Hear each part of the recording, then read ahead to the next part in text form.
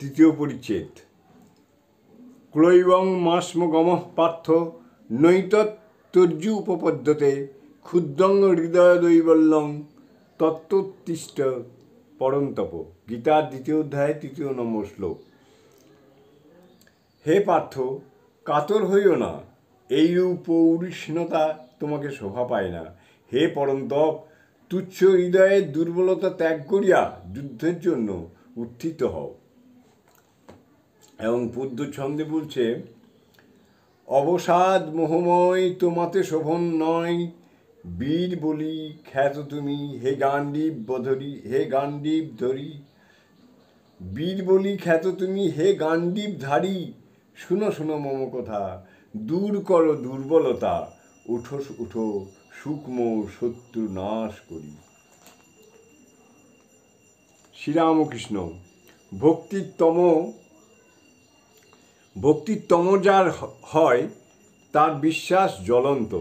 ঈশ্বরের কাছে সেইরূপ ভক্ত জোর করে, যেন ডাকাতি করে ধন কেড়ে লওয়া। মারো কাটো বাঁধো, এইরূপ ডাকাত পরাভাব। ঠাকুর উদ্ধদিষ্ট হইয়া প্রেম রসাভিক্ত সৃষ্ট কণ্ঠে গায়ে ওঠেন, গয়া গঙ্গা প্রভাসাদি কাশী কাঞ্চি কে বাঁচাই, কালী কালী কালী বলে আমার অজপা যদি ফুরাই, গয়া গঙ্গা প্রভাসাদি কাশী কাঞ্চি কে বাঁচাই, কালী কালী কালী বলে আমার অজপা যদি ফুরাই। ত্রিসন্ধ্যা যে কালী ত্রিসন্ধ্যা যে বলে কালী, পূজা সন্ধ্যা সে কি চাই, সন্ধ্যা তার সন্ধানে ফেরে কভু সন্ধি নাই পায়। দয়াব্রত দান আদি আর কিছু না মনে রয়, দয়াব্রত দান আদি আর কিছু না মনে লয়, মদনের জাগে যজ্ঞ ব্রহ্মময়ী রাঙা পাই।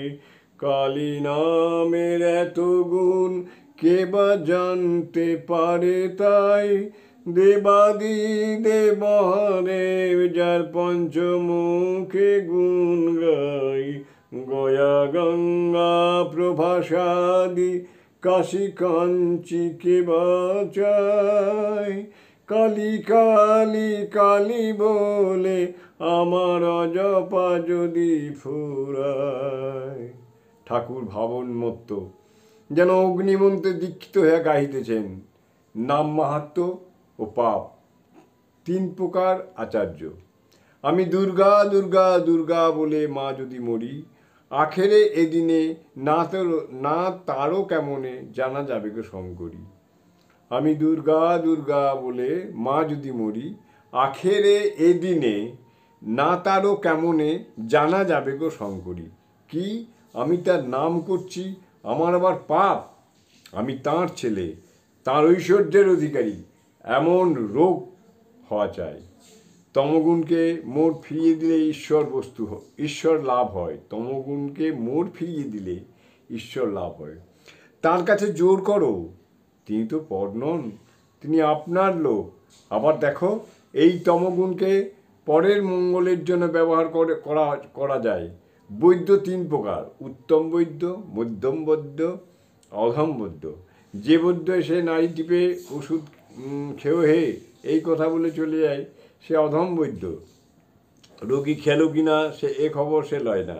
যে বৈদ্য রোগীকে ওষুধ খেতে অনেক করে বুঝায়, যে মিষ্ট কথাতে বলে, ওহে ওষুধ না খেলে কেমন করে ভালো হবে, লক্ষ্মীটি খাও, আমি ঔষধ নিজে মরে দিচ্ছি, খাও, সে হচ্ছে মধ্যম বৈদ্য। আর যে বৈদ্য রোগী কোনো মতে খেলে না দেখে বুকে হাঁটু দিয়ে জোর করে ওষুধ খাইয়ে দেয়, সে হচ্ছে উত্তম বৈদ্য। এই বুদ্ধের তমগুণ, এই গুণে রোগের মঙ্গল হয়, অপকার হয় না। বুদ্ধের মতো আচার্যও 3 প্রকার। ধর্ম উপদেশ দিয়ে শিষ্যদের আর কোনো খবর লয় না, সে আচার্য অধম। যিনি শিষ্যদের মঙ্গলের জন্য তাদের বারবার বুঝান যাতে তারা উপদেশটি ধারণা করতে পারে, অনেক অনুনয় বিনয় করে ভালোবাসা দেখান, তিনি মধ্যম ভক্তের আচার্য। আর যখন শিষ্যরা কোনো মতে শুনছে না দেখে কোনো আচার্য জোর পর্যন্ত করেন, তারে বলি উত্তম আচার্য। আর যখন শিষ্যরা কোনো মতে শুনছে না দেখে কোনো আচার্য জোর পর্যন্ত করেন, তাকে বলা হয় উত্তম আচার্য।